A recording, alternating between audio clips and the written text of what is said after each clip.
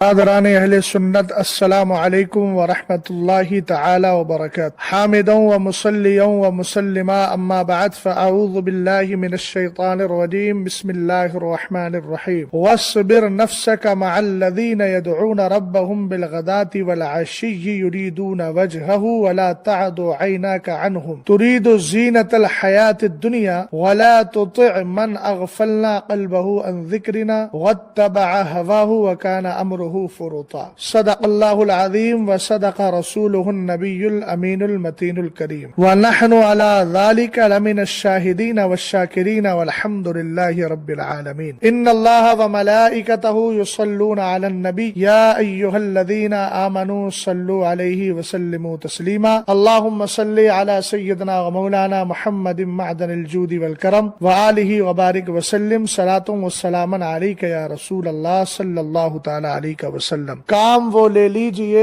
تم کو جو راضی کرے، ٹھیک ہو نام رضا تم پہ کروڑوں درود۔ اس بزم سے مقصود ہے اصلاح مفاسد، نشتر جو لگاتا ہے وہ دشمن نہیں ہوتا۔ الحمدللہ رب العالمین، ہم بریلی شریف کو اپنا مرکز علم اور مرکز روحانیت دونوں مانتے ہیں، اور بریلی شریف کے جو بزرگ ہیں امام اہل سنت رضی اللہ تعالی عنہ کے جو آباء و اجداد، پھر آپ کی جو اولاد امجاد ہیں، آج تک وہ ہمارے ایمان، عقیدے اور عمل کی اصلاح کے لیے کوشاں رہے ہیں اور کوشاں ہیں۔ بریلی شریف ہر بگڑی ہوئی حالت پر اہل سنت و جماعت کی رہنمائی کرتا ہے اور قرآن و حدیث کے مطابق عمل کرنے کی تاکید کرتا ہے۔ حضرت علامہ رضا علی خان قطب الوقت رضی اللہ تعالی عنہ سے لے کر حضور تاج شریعت اور پھر آپ کے بعد آپ کے صاحبزادے قائد ملت قاضی الخدات فی الہند حضرت علامہ مولانا مفتی اسجد رضا خان صاحب دامت برکاتہم العالیہ اسی روش پر قائم و دائم ہیں، اور الحمدللہ اس حدیث پاک کے مصداق ہیں۔ حضور تاج شریعت کے بعد آپ کے جانشی، اور حضور تاج شریعت نے جو اپنا جانشی چھوڑا ہے تو حضور تاج شریعت بھی اس حدیث پاک کے مصداق اور ان کے صاحبزادے بھی اس حدیث پاک کے مصداق کہ سرور کائنات صلی اللہ تعالی علیہ وسلم نے ارشاد فرمایا، اذا مات ابن آدم انقطع عملہ الا من ثلاث، صدقۃ جاریۃ او علم ينتفع به او ولد صالح يدعو له۔ جب انسان کا انتقال ہوتا ہے تو اس کے عمل کا سلسلہ ختم ہو جاتا ہے، مگر تین چیزیں ہیں جو صدقہ جاریہ کے طور پر اور ثواب دائمی کے طور پر جاری و ساری رہتی ہیں۔ سرور کائنات صلی اللہ تعالی علیہ وسلم نے ان کی تفصیلات میں یہ فرمایا کہ ان تین چیزوں میں پہلی چیز صدقہ جاریہ ہے، یعنی ایسا صدقہ جس کا ثواب تسلسل کے ساتھ قائم رہے۔ جیسے آپ نے کوئی مدرسہ قائم کروا دیا جس میں طلبہ اکرام علم دین حاصل کر رہے ہیں، یا پھر آپ نے کوئی مسجد قائم کرا دی جس میں نمازی اہل سنت و جماعت کے افراد تسلسل کے ساتھ نماز پڑھ رہے ہیں، او علما ينتفع به، یا ایسا علم جس سے فائدہ حاصل کیا جاتا ہو، تو الحمدللہ رب العالمین حضور تاج شریعت نے جو اپنے فتاوی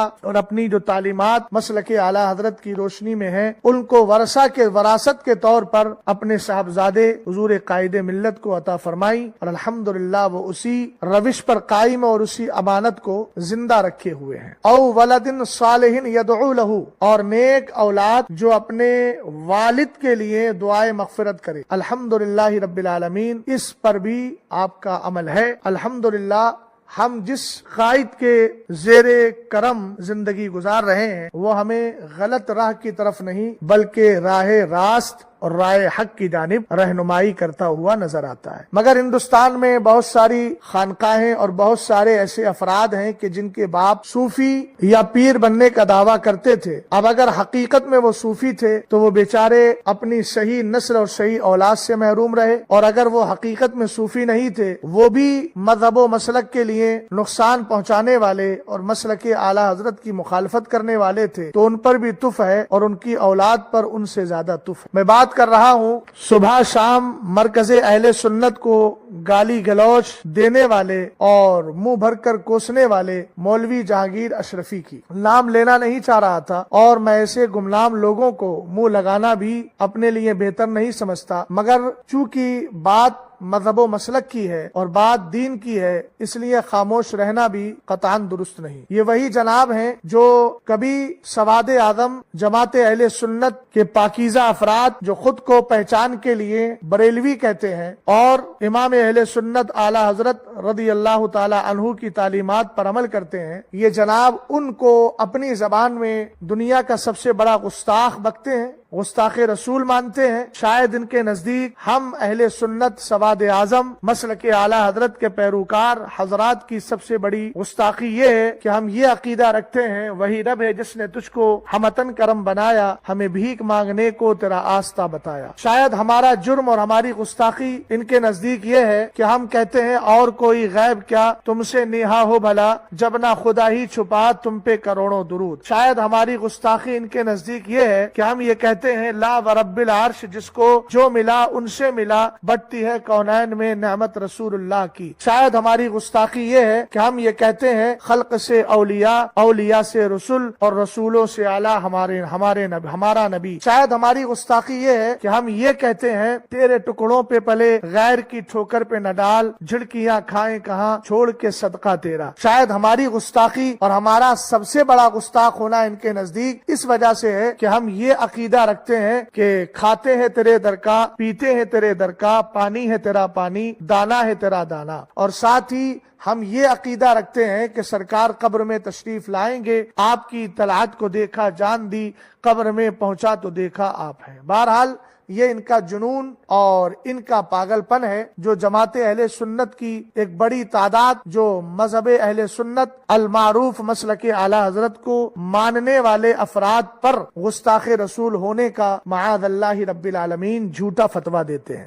اور کبھی یہ جنون میں اور حماقت میں اس قدر بڑھ جاتے ہیں اور فرق و امتیاز کی ساری حدیں پار کر دیتے ہیں اور یہ کہتے ہیں کہ بریلوی ملا کہتا ہے ہمیں مانو، جبکہ حضور علیہ الصلوۃ والسلام کہتے ہیں انی تارکم فیکم الثقلین ما ان تمسکتم به لن تضلوا بعدی، کتاب اللہ حبل ممدود من السماء الى الارض وعترتی اہل بیتی ولن يتفرقا حتى يرد علی الحوض فانظروا کیف تخلفونی فیہما۔ یہ حدیث پاک پیش کر کے کہتے ہیں کہ حضور علیہ السلام نے کہا قرآن اور اہل بیت کو مانو، تو میں آپ کی رہنمائی کے لیے اور آپ کو سمجھانے کے لیے ایک بات بتا دیتا ہوں کہ الحمدللہ رب العالمین ہم امام اہل سنت اعلی حضرت محدث بریلوی رضی اللہ تعالی عنہ کو اور ان کے مسلک کو اس لیے مانتے ہیں کہ ان کے مسلک نے ہی ہمیں سکھایا کیا بات رضا اس چمنستان کرم کی، زہرا ہے کلی جس میں حسین اور حسن پھول۔ ہمیں اسی مذہب و مسلک نے سکھایا تیری نسل پاک میں ہے بچہ بچہ نور کا، تو ہے عین نور تیرا سب گھرانہ نور کا۔ محترم آپ جانتے ہیں کہ قرآن پاک نے یہ محترم کا کلمہ میں ان جناب کو نہیں بول رہا ہوں بلکہ میں جماعت اہل سنت کے افراد کے لیے لفظ محترم کا استعمال کر رہا ہوں۔ محترم سامعین اور برادران اہل سنت، قرآن پاک نے کہا وَاصْبِرْ نَفْسَكَ مَعَ الَّذِينَ يَدْعُونَ رَبَّهُمْ بِالْغَدَاةِ وَالْعَشِيِّ يُرِيدُونَ وَجْهَهُ، اور اپنی جان ان سے مانوس رکھو جو صبح و شام اپنے رب کو پکارتے ہیں اور اس کی رضا چاہتے ہیں۔ وَلَا تَعْدُ عَيْنَاكَ عَنْهُمْ تُرِيدُ زِينَةَ الْحَيَاةِ الدُّنْيَا، اور تمہاری آنکھیں انہیں چھوڑ کر اور پر نہ پڑیں۔ تُرِيدُ زِينَةَ الْحَيَاةِ الدُّنْيا، کیا تم دنیا کی زندگی کا سنگار چاہو گے؟ وَلَا تُطِعْ مَنْ أَغْفَلْنَا قَلْبَهُ عَنْ ذِكْرِنَا، اور اس کا کہا نہ مانو جس کا دل ہم نے اپنی یاد سے غافل کر دیا۔ اور وَاتَّبَعَ هَوَاهُ، اور وہ جو اپنی خواہش نفس کے پیچھے چلا، وَكَانَ أَمْرُهُ فُرُطًا، اور اس کا کام حد سے گزر گیا۔ تو یہ جناب خواہش نفس کے پیچھے چلنے والے اور ان کا معاملہ اور ان کا کام حد سے گزرا ہوا ہے۔ ابھی انہی حد سے گزرے ہوئے کاموں میں ایک کام ان کا یہ ہے کہ انہوں نے بے باکانہ انداز میں اور جرأت بیجا کا مظاہرہ کرتے ہوئے ایک من گڑت فتویٰ دیا کہ العیاذ باللہ حضور علیہ الصلوۃ والسلام ساز کے ساتھ محفل سما میں تادم وصال اور تادم انتقال جو ہے وہ شرکت فرماتے رہے، اور اس کے بعد اسی سما کی جس میں ساز کا لفظ انہوں نے استعمال کیا، یہ بھی کہا کہ حضرات خلفائے راشدین اور صحابہ اکرام رضی اللہ تعالی عنہم بھی شرکت کرتے رہے، یعنی ان کی جانب ساز کے ساتھ محفل سما کے میں شرکت کی نسبت یہ یقیناً بہت بڑی جرأت ہے، جو جرأت قابل گرفت بھی ہے اور قابل افسوس۔ انہوں نے رسول کریم کریم صلی اللہ تعالی علیہ وسلم کی ان احادیث کا سہارا لیا جن میں دف یا دف دونوں طرح کے اعراب، دونوں طرح کی حرکات مسموع ہیں اور منقول ہیں، تو ان حدیثوں کا سہارا لیا جن میں دف کا ذکر کیا گیا ہے۔ اب میں ان احادیث مبارکہ کی تفصیل کی طرف اگر جاؤں تو وقت بہت زیادہ طول پکڑ سکتا ہے اور دراز ہو سکتا ہے، مگر جو ایک حدیث انہوں نے سرور کائنات صلی اللہ تعالی علیہ وسلم کی جانب منسوب کرتے ہوئے، یعنی جو حدیث سرکار علیہ السلام کی ہے، اس میں یہ مسئلہ نکال کر حضور کی جانب ساز کے ساتھ محفل سما کی شرکت کو منسوب کرتے ہوئے جو استدلال فاسد کیا ہے، یقیناً ان کا یہ بیجا قدم ہے۔ حدیث پاک جو انہوں نے پیش کی ہے وہ حدیث میں پیش کر رہا ہوں۔ رسول کریم صلی اللہ تعالی علیہ وسلم ایک بار ایک غزوے میں تشریف لے گئے تھے۔ اس حدیث کو مشکات شریف کے اندر بھی ذکر کیا ہے، کتاب المناقب میں، باب مناقب عمر رضی اللہ تعالی عنہ۔ اور انہوں نے اس حدیث میں جن جن مقامات کو چھوڑا ہے اور جہاں یہ اجلت کے ساتھ گزر گئے ہیں، اور ہمارے بزرگوں کی جو تشریح ہے اس تشریح سے انہوں نے صرف نظر کی ہے، ان میں سے ایک دو مقام کی میں رہنمائی کروں گا۔ اور سب سے بڑی چیز یہ ہے، حدیث کو پیش کرنے سے پہلے میں یہ بتا دوں کہ انہوں نے رسول کریم صلی اللہ تعالی علیہ وسلم کی حدیث مبارکہ سے یہ استدلال کیا کہ آج کے دور کے جو صوفیہ ساز کے ساتھ، مزامیر کے ساتھ محفل سما کرتے ہیں وہ جائز ہے، اور حدیث کون سی پیش کی ہے؟ دف والی۔ دونوں میں تفریق کیے بغیر، جبکہ میں آگے چل کر یہ بتاؤں گا کہ مزامیر کے ساتھ جو آج کل خانقاہوں میں محفل سما اور قوالی ہوتی ہے، اس سے تو خود مشائخ چشت نے براءت کا اظہار کیا ہے۔ پہلے اس حدیث کو دیکھتے ہیں۔ حضرت بریدہ اسلمی رضی اللہ تعالی عنہ فرماتے ہیں، خرج رسول اللہ صلی اللہ تعالی علیہ وسلم فی بعض مغازیہ فلما انصرف جاءت جاریۃ سوداء فقالت یا رسول اللہ انی كنت نذرت ان ردك الله صالحا ان اضرب بين يديك بالدف واتغنى فقال لها رسول الله صلى الله تعالى عليه وسلم ان كنت نذرت فاضربي والا فلا، فجعلت تضرب فدخل ابو بكر وهي تضرب ثم دخل علي وهي تضرب ثم دخل عثمان وهي تضرب ثم دخل عمر فالقت الدف تحت استها ثم قعدت عليها فقال رسول الله صلى الله تعالى عليه وسلم ان الشيطان لا يخاف منك يا عمر اني كنت جالسا وهي تضرب فدخل ابو بكر وهي تضرب ثم دخل علي وهي تضرب ثم دخل عثمان وهي تضرب فلما دخلت انت يا عمر فلما دخلت انت يا عمر القت الدف ثم قعدت عليها۔ امام ترمذی نے اس حدیث کو روایت کیا اور فرمایا حدیث حسن صحیح اور غریب ہے، اور بھی مختلف کتب حدیث میں اس حدیث کو لیا گیا ہے۔ میں اس حدیث کی جو مشہور شرح ہے اور مشکات کی جو مشہور شرح ہے جس کو مرقات المفاتیح کہا جاتا ہے، جس کو حضرت علامہ شیخ علی ابن سلطان المعروف ملا علی قاری، جو اہل سنت اور حنفیوں کے زبردست عالم دین ہیں اور جنہوں نے حدیث پر زبردست کام کیا ہے، انہوں نے اس کی شرح کرتے ہوئے یہ فرمایا ہے، جہاں دف کا کلمہ آیا انہوں نے فرمایا بضم الدال و تشدید الفا دف وہو افصح و اشہر، یعنی دف میں دال کے پیش اور فا کے تشدید کے ساتھ، اور یہ قرات اور یہ لغت جو ہے زیادہ فصیح بھی ہے اور زیادہ مشہور بھی۔ آپ فرماتے ہیں والمراد به الدف الذي كان في زمن المتقدمین، دف سے مراد وہ دف ہے جو پرانے زمانے میں پائی جاتی، قدیم زمانے میں جس کا استعمال ہوتا تھا۔ واما ما فيه الجلاجل فينبغي ان يكون مکروہا اتفاقا، رہی وہ دف جس کے اندر گھنگرو ہو، جھاج ہو، فرمایا وہ تو بالاتفاق مکروہ ہے، بالاتفاق مکروہ ہے۔ جس دف سے انہوں نے استدلال کیا ہے، حضرت ملا علی قاری رحمت اللہ تعالی علیہ نے صاف فرما دیا کہ زمانے قدیم کی دف کی اجازت اور آج کے دور کی جو دف ہیں جن میں گھنگرو بھی ہوتے ہیں، جن کے اندر جھنکار بھی پائی جاتی ہے، ان سب کی اجازت قطعاً نہیں ہے۔ اب ایک مسئلہ ہم آپ کو بتا دیتے ہیں کہ حدیث پاک میں جو نظر کی بات ہے اور اس کے بعد فرمایا وَإِلَّا فَلَا، انہوں نے کہا کہ نظر کے لیے سرکار علیہ الصلوۃ والسلام کی بارگاہ میں اس نے نظر مانی اور حضور علیہ السلام نے اس کی اجازت دی، اور اس کے بعد حضور علیہ الصلوۃ والسلام نے منع نہیں فرمایا، اور وَإِلَّا فَلَا کا یہ مطلب نہیں ہے کہ وہ حضور علیہ الصلوۃ والسلام سے کسی امر ناجائز پر اجازت مانگ رہی تھی، حالانکہ ملا علی قاری رحمت اللہ تعالی علیہ صاف فرماتے ہیں، اب میں انہی کی زبان میں کہوں گا کہ میں آج کے اس ملا کی مانوں یا حضرت ملا علی قاری کی مانوں، وہ فرماتے ہیں فیہ دلالۃ وَإِلَّا فَلَا کی شرح میں فیہ دلالۃ ظاہرۃ علی ان ضرب الدف لا يجوز الا بالنظر ونحوه مما ما ورد فیہ الاذن من الشارع کضربہ فی اعلان النکاح. آپ نے وإلا فلا کے تحت اس بات کو واضح کیا ہے کہ دف بجانے کی عام طور پر اجازت نہیں ہے. وہاں نظر تھی تو خاص صورت میں اجازت دی گئی، یا پھر سرکار علیہ السلام نے جو فرمایا کہ نکاح کو مسجدوں کے اندر کرو اور اعلان کرو نکاح کا، اور مسجدوں میں نکاح کو کرو، اعلنوا النکاح وجعلوہ بالمساجد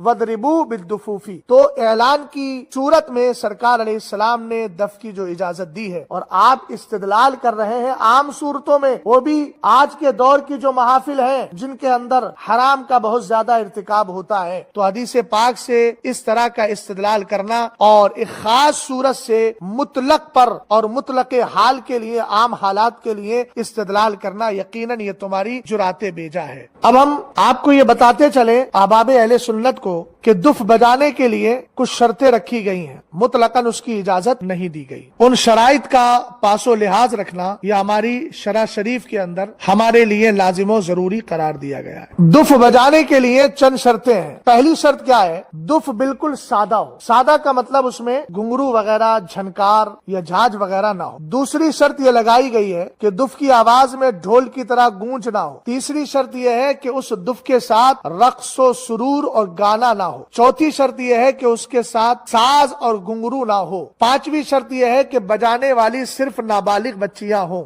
اور حدیث پاک میں جہاں جاریۃ سودا آیا ہے تو جاریہ کا معنی لونڈی بھی آتا ہے اور جاریہ کا معنی بچی بھی آتا ہے. اور اگر امرات کا لفظ مراد لیا بھی جائے کہ یہاں عورت مراد ہے تو حضرت ملا علی قاری رحمت اللہ تعالی علیہ نے یہاں اتغنا کی شرح کرتے ہوئے فرمایا دلیل علی ان سماع صوت المرأة بالغناء مباح اذا خلا عن الفتنہ، کہ عورت کی آواز سننا، غنا کے اندر عورت کی آواز سننا اس وقت جائز ہے جبکہ فتنے سے خالی ہو. تو اب یہاں پر جو حالات آپ پیش کر رہے ہیں یہاں تو فتنے ہی فتنے پائے جا رہے ہیں. لگ رہا ہے کہ آپ نے جن لوگوں کے لیے جواز کا قول کیا وہ سب آپ کے نزدیک حضرت ملا جامی ہے، حضرت ملا علی قاری ہے اور حضرت بایزید بستامی ہے، العیاذ باللہ. پانچویں شرط جو ہے بجانے والی صرف نابالغ بچیاں ہوں. چھٹی شرط یہ ہے کہ گیت اور اشعار قواعد موسیقی کی طرز پر نہ ہو. اور ساتویں شرط یہ ہے کہ جو مضمون وہ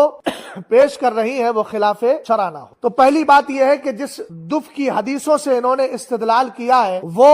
ان کا مقصد ہی نہیں اور وہ محل بحث ہی نہیں، اور جو محل بحث ہے وہ ان حدیث سے ثابت نہیں ہوتا. اب سر دست دو باتیں اور عرض کرتا چلوں. انہوں نے سرکار تاج الشریعہ نور اللہ مرقدہ کی جانب یہ نسبت کی کہ بغیر جلاجل اور بغیر گھنگرو اور جھاج والے دف کو بھی انہوں نے ناسخ و منسوخ والی بحث چھیڑ کر یہ کہا کہ حضرت نے کہا تھا ابتدائی زمانے میں وہ منسوخ ہو گئے، پہلے جائز تھے اور بعد میں ناسخ آ گیا. پھر انہوں نے بہت ساری عمارتیں اس پر قائم کی کہ 18 سال کے بعد ابتدائی زمانہ کیسے رہا. ان ساری بحثوں کو میں بالائے طاق رکھتا ہوں اور میں اس پر ایک ہی جملہ بولوں گا کہ آپ جیسا فاسق اگر کسی کی جانب کسی قول کا انتساب کرتا ہے تو ہم بغیر تحقیق کے اس پر کچھ بھی تبصرہ نہیں کرتے، کیونکہ قرآن نے کہا یا ایھا الذین آمنوا ان جاءکم فاسق بنبأ فتبینوا، کہ اگر تمہارے پاس کوئی فاسق شخص خبر لے کر آئے تو اس کی چھان بین کرو. تم نے صرف دعوی محض کیا ہے اور تمہارے دعوی محض کو ہم دلیل نہیں سمجھتے جب تک کہ تحریراً یا تقریراً اس چیز کو حوالے کے ساتھ ثابت نہ کیا جائے. اور یہی جواب میرا حضرت سرکار شاہ رسول مہرۂ ربی رحمت اللہ تعالی علیہ کے تعلق سے ہے. اس کو بھی میں کس بیانی، افطرا اور بہتان سے زیادہ نہیں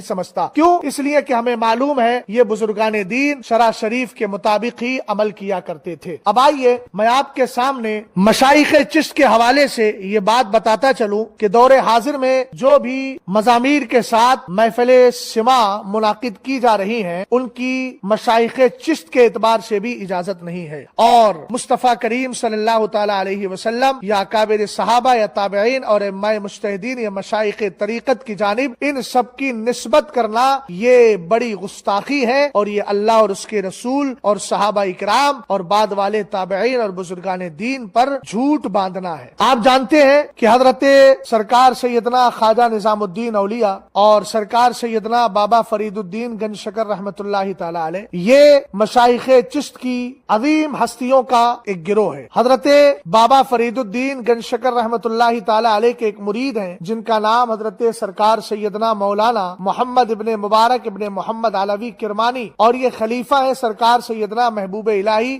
سلطان الاولیاء دہلوی رحمت اللہ تعالی علیہ کے۔ یہ اپنی کتاب مستطاب سیر الاولیاء کے اندر فرماتے ہیں، فارسی عبارت ہے، آپ فرماتے ہیں حضرت سلطان المشائخ قدس اللہ سرہ العزیز می فرمود کہ چندی چیز می باید تا سمع مباح شود، مسمع و مستمع و مسموع و آلہ سمع۔ مسمع یعنی گوئندہ مرد تمام باشد، کودک نباشد، و عورت نباشد، و مستمع آ کہ می شنود، و از یاد حق خالی نباشد، و مسموع آچے گوین فحش و مسخری نباشد، و آلہ سمع مزامیرس چو چنگ و رباب و مثل آ می باید کے درمیان نباشد، این چنی سما حلال است۔ آپ نے فرمایا یعنی حضرت سرکار سیدنا خواجہ نظام الدین اولیاء رحمت اللہ تعالی علیہ کے حوالے سے آپ فرماتے ہیں کہ سما کے جائز ہونے اور مباح ہونے کے لیے چند چیزوں کی ضرورت ہے۔ ایک تو ہے سما کرنے والا، اور ایک ہے سما سننے والا، اور ایک ہے مسموع جو سنا جا رہا ہے، اور ایک ہے آلہ سما۔ آپ نے فرمایا جو سنانے والا ہے یعنی جو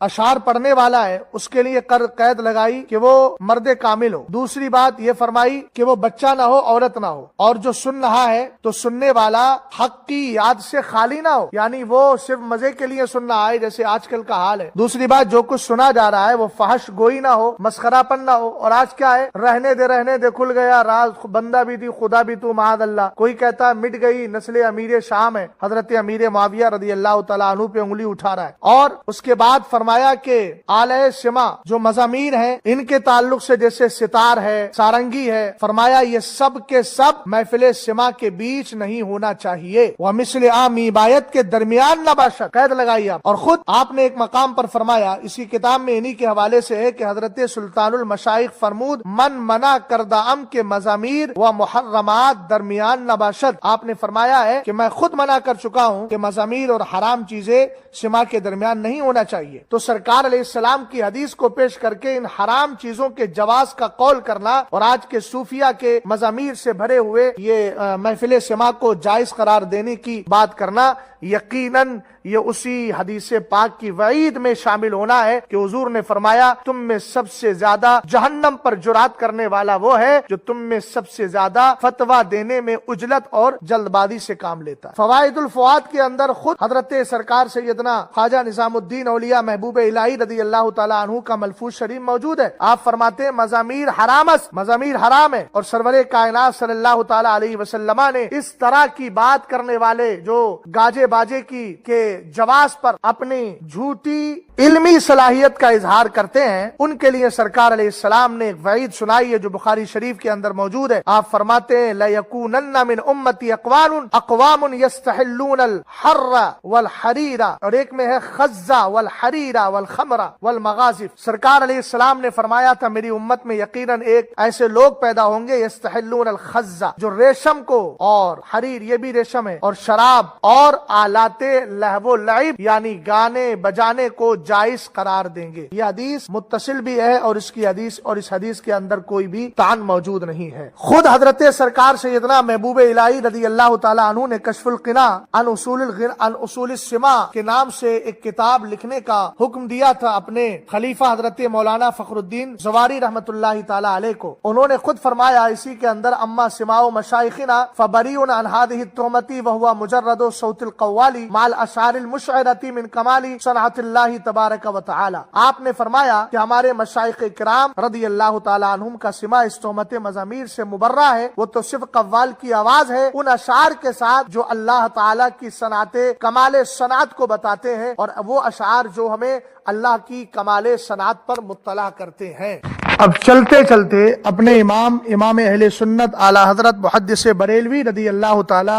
عنہ کی ایک عبارت اور آپ کی ایک صراحت آپ کے گوش گزار کر دیتا ہوں۔ آپ فرماتے ہیں فقیر غفر لہ المولا القدیر نے اپنے فتاوی میں ثابت کیا ہے کہ ان پیروان ہوائے نفس کا حضرات اکابر چشت قدست اسرارہم کی طرف سماع مضامیر نسبت کرنا محض دروغ بے فروغ ہے۔ ان کے اعاظم اجلہ تشریف فرماتے ہیں کہ یہ ہمارے مشائخ کرام رضی اللہ تعالی عنہم پر افطرا ہے۔ نیز ان کے تمام تمسکات واہیہ کا ایک اجمالی جواب موضع ثواب ان لفظوں میں گزارش کر دیا کہ بعد جہال بدمست یا نیم ملا، ہوا پرست یا جھوٹے صوفی کی حدیث صحیحہ مرفوعہ محکمہ کے مقابل بعض ضعیف قصے یا محتمل واقعے یا متشابہ کلمے پیش کرتے ہیں، انہیں اتنی عقل ہی نہیں یا قصدن بے عقل بنتے ہیں کہ صحیح کے سامنے ضعیف متعین کے آگے محتمل اور محکم کے حضور متشابہ واجب الترک ہے۔ پھر کہاں حکایت فعل، پھر کجا محرم کجا مبیح، ہر طرح یہی واجب العمل، اسی کو ترجیح۔ آگے فرمایا مگر حوث پرستی کا علاج کس کے پاس؟ کاش گناہ کرتے اور گناہ جانتے اقرار لاتے، یہ ڈھٹائی اور بھی سخت ہے کہ حوث بھی پالے اور الزام بھی ٹالے، اپنے لیے حرام کو حلال بنا لے۔ میں نے یہ بھی واضح کر دیا کہ ایسی محافل میں جتنے لوگ کثرت سے جمع کیے جائیں گے، اسی قدر گناہ و وبال صاحب محفل و دائی پر بڑھے گا۔ یہ امام اہل سنت رضی اللہ تعالی عنہ نے واضح فرما دیا کہ جو لوگ اکابر چشت کی جانب مزامیر کی نسبت کرتے ہیں، یقیناً وہ جھوٹ بول رہے ہیں اور وہ دروغے بے فروغ کو عام کرنے کے لیے کوشاں ہیں۔ چونکہ ہم نے آپ کے سامنے حضرت سرکار سیدنا خواجہ نظام الدین اولیاء اور ان کے خلفاء کی کچھ تصریحات پیش کر دی، اور سما جو ان ساری چیزوں سے پاک ہو اور صاف ہو، جس کے لیے بہت ساری شرطیں رکھی گئی ہیں، جو بغیر مزامیر کے اگر سما ہے بھی تو اس کے لیے بھی یہ کہ وہ ایسے اشعار پر مشتمل نہ ہو، یعنی اگر بغیر مزامیر کے ہم کوئی سما میں شرکت کر رہا ہے بغیر مزامیر والے، اور اس میں بھی اگر اشعار ایسے ہیں جو قابل گرفت ہیں یا فحش ہیں، تمسخر ہیں، تو اس پر بھی بزرگوں کا جلال بہت زیادہ پایا جاتا ہے۔ امام اہل سنت اعلی حضرت محدث بریلوی رضی اللہ تعالی عنہ نے اپنے ملفوظ میں ایک واقعہ ذکر کیا کہ حضرت سرکار خواجہ قطب الدین بختیار کاکی رحمۃ اللہ تعالی علیہ کے دیار میں حضرت ابراہیم ارجی رحمۃ اللہ تعالی علیہ تشریف لائے، اور جہاں محفل سما چل رہی تھی آپ اس کے باہر اور اس احاطے سے باہر جا کر بیٹھ گئے۔ ایک دوسرے بزرگ صاحب کشف تشریف لائے اور انہوں نے کہا کہ آپ باہر بیٹھے ہوئے ہیں، اندر محفل سما ہے۔ آپ نے فرمایا جائیے اور حضرت سرکار خواجہ قطب کو دیکھیں۔ وہ صاحب کشف بزرگ تھے، انہوں نے فاتحہ پڑھی، مراقبہ کیا، اور اس کے بعد آپ کو جب دیدار ہوا تو دیکھا حضرت سرکار خواجہ قطب الدین بختیار کاکی اپنے مزار میں سخت جلال میں، اور فرماتے ہیں بدبختہ وقت مارا پریشان کردان، ان بدبخت قوالوں نے ہمارے وقت کو برباد کر کے رکھا ہے۔ امام اہل سنت رضی اللہ تعالی عنہ نے فرمایا یہ اس محفل سما کی بات ہے جو مزامیر سے خالی تھی، بس یہ تھا کہ اس میں اشعار اس طرح کے پڑھے جا رہے ہوں گے جس کی بنیاد پر خواجہ قطب جلال فرما رہے ہیں، تو جس کے اندر ناجائز و حرام امور کا ارتکاب ہو اس کی اللہ والا کیسے اجازت دے سکتا ہے؟ لہذا میں احباب اہل سنت سے گزارش کرتا ہوں کہ ایسے افراد جو ہوا پرست اور خواہش نفس کے پیروکار ہیں، ایسوں کی باتوں کو سن کر قطعاً کسی حرام کے ارتکاب کی طرف مت جانا، اور بریلی شریف ہمارا مرکز ہے، مرکز کی آواز کو ہمیشہ سنیں اور تعلیمات امام اہل سنت پر عمل کریں، مسلک اعلی حضرت پہ قائم رہو، زندگی دی گئی ہے اسی کے لیے۔ السلام علیکم ورحمۃ اللہ تعالی وبرکاتہ۔